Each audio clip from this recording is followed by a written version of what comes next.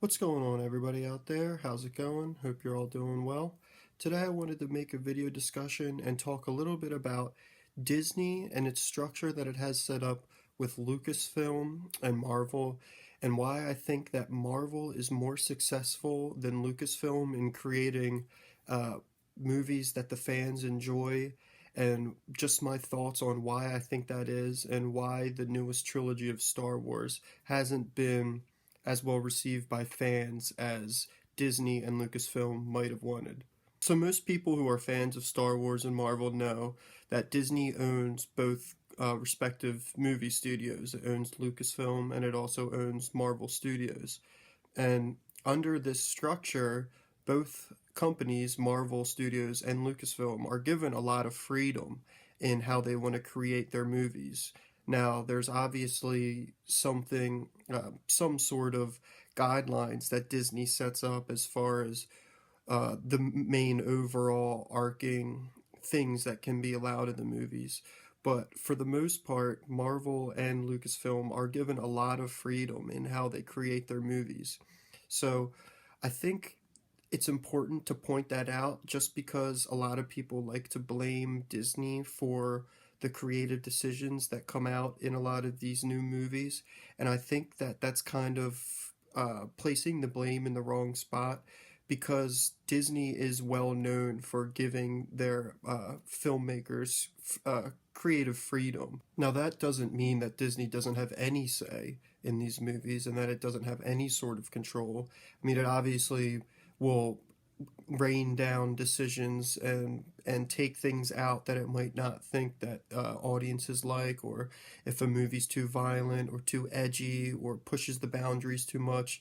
Disney obviously doesn't want that because it wants to make money and it wants to build theme parks and it wants to build a franchise that mainly targets kids. I mean, there are audiences that it targets besides kids, but the biggest audience that they go after would be the kids and the teenagers.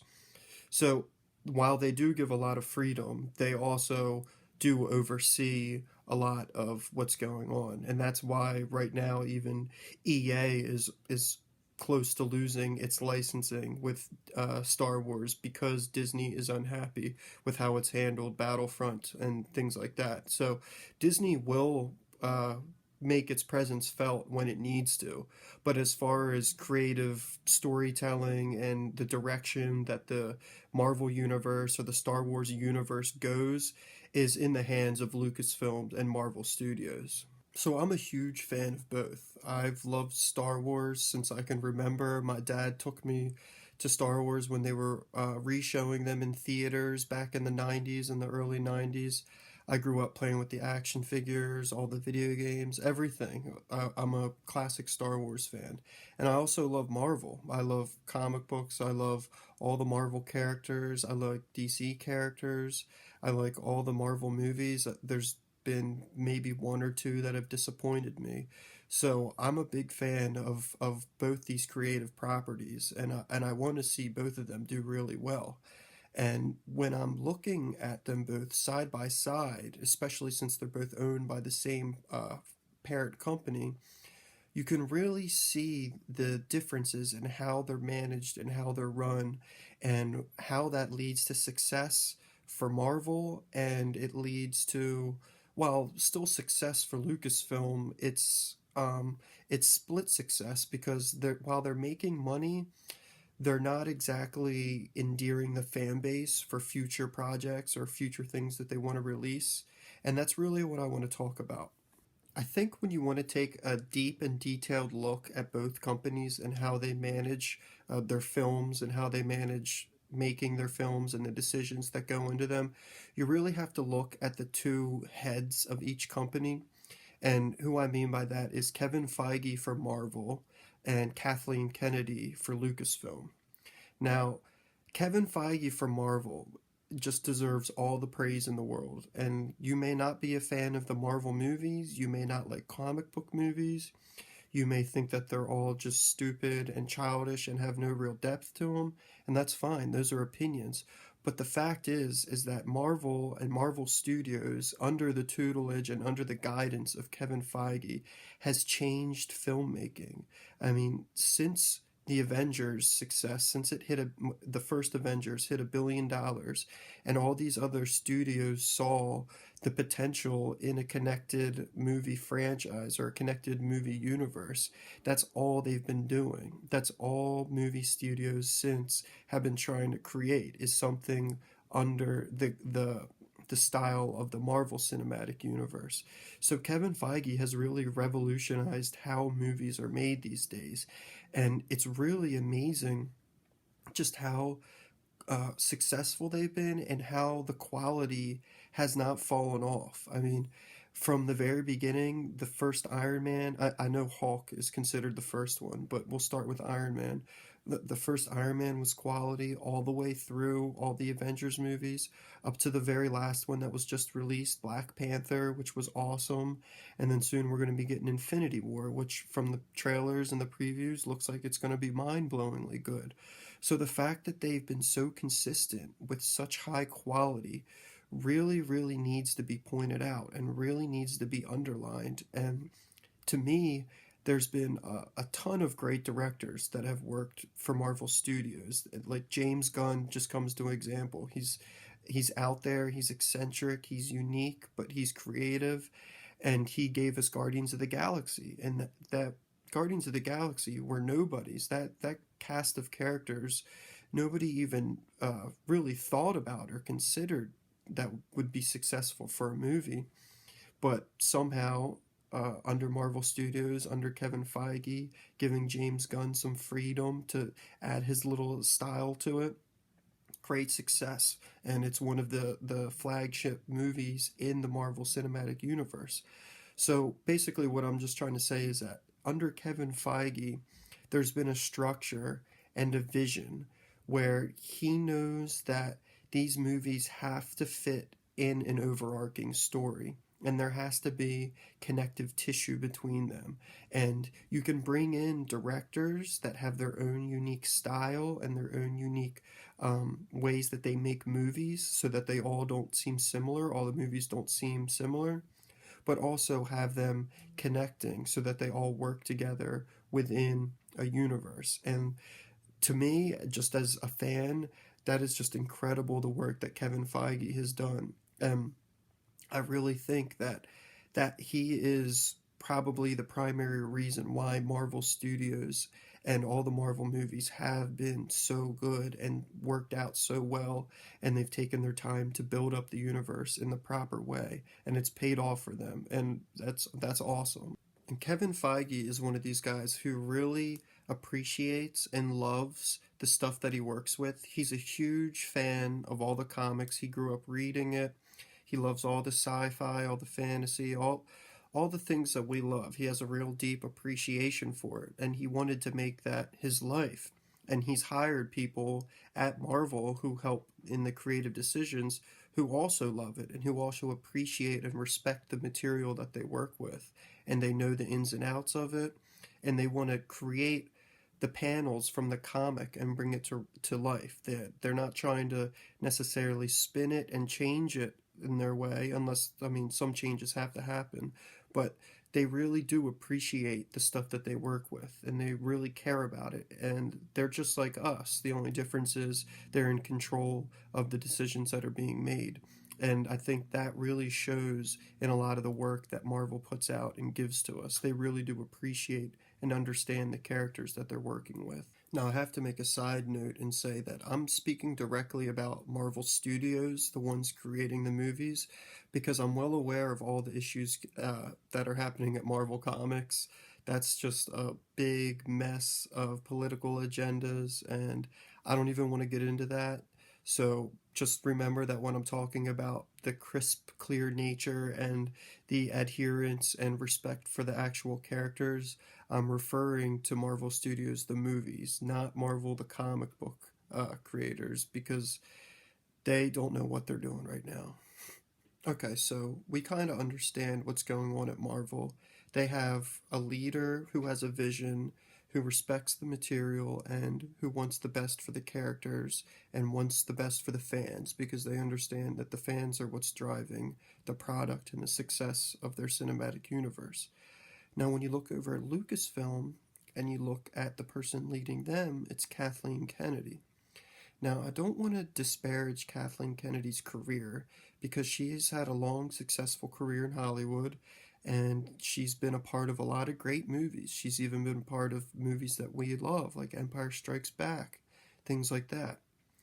The thing is the way that I interpret it, she's always been the money person behind these productions. She's not somebody who's necessarily the most creative or that maybe understands the material as deeply as, let's say, George Lucas would. I mean, nobody understands it as well as George, but you get what I'm saying. She handles more of the finances, and she's always been a producer, so she's gonna basically do all the money stuff and make sure that the productions are within budget and make sure that what they're doing is successful for the brand and the bottom line is always good and in the positive for the movies that she's working on. So her background is less in the creative sense and more in the financial sense. And I think you can really see that in the way that Lucasfilm has been unfolding and the material and the movies that we've been getting, because there's not much direction or leadership as far as how things are created and unfolded in the movies that we're getting and the TV shows, because you see in all the headlines how Lucasfilm is always having to fire directors halfway through movies, or there's creative differences between the directors and the producers and Lucasfilm itself. And now it's just been revealed recently over the last few weeks that J.J. Abrams had a blueprint for this newest trilogy, and Rian Johnson came in and was told that he has all the freedom in the world and he can do whatever he wants. And because he decided that he wanted to do something like kill Snoke and kill Luke, that Colin Trevorrow, who was originally set to direct Episode 9, left because he wanted to use Snoke and Luke. So basically, what I'm trying to get at is there's a lot less leadership and there's a lot less focused vision at Lucasfilm. It seems to be more like, oh, we're going to announce that we have these projects coming out, but we're not really going to give them any sort of there's not really any sort of vision behind it besides here's the setting for it. Like, all right, Jon Favreau is going to be directing something and it's set here, but there's nothing really connecting it to anything else. It's kind of like a ship with no real captain, with no real direction. So I think when we see these directors being replaced from these movies, it's really just a symptom of the much larger issue within Lucasfilm. I mean, the Han Solo directors got replaced. Rogue One, it got a new director, and Episode 9 had to get a new director. So what it just shows me is that there's not much leadership at the top, and I think that's just a symptom of Kathleen Kennedy not being that creative and not really having that sort of vision that Kevin Feige has, or maybe she doesn't have the right people around her, the right sort of creative people to help guide her vision and the direction that they want to take these Star Wars movies and this franchise. And I'm not sure if it's because of her foundation in money. It may be.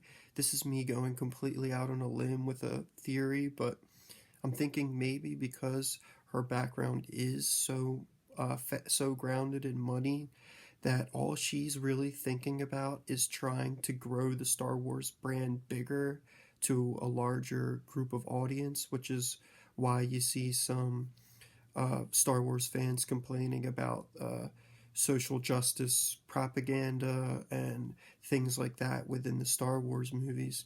And I think some of that could be maybe her trying to expand who can buy Star Wars stuff now, who Star Wars markets itself to. And I think in the end, that's going to end up hurting Star Wars. Because if you look at Marvel, Kevin Feige isn't really doing that. He's creating these movies for the people that he knows appreciates them and likes them.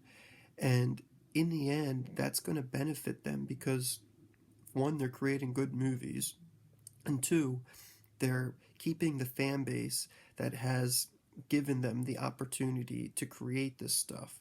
Without us, there would be no franchises because nobody would go see it. So when you try to alienate a group of people and try and, in a weird marketing way, get a new audience of consumers, like it seems like Kathleen Kennedy's doing with Lucasfilm, it might end up biting you in the butt because you're just not giving us anything good at all. So not only are you losing the original fan base that you had, but the new fan base that you're bringing in is not really going to be there long term because the product that you're creating isn't of very high quality. So we have one studio, Marvel, who has direction, has a creative leader, and has a vision for what it wants to be and is staying true to its material and is finding great success. It just released its fifth or sixth $1 billion grossing movie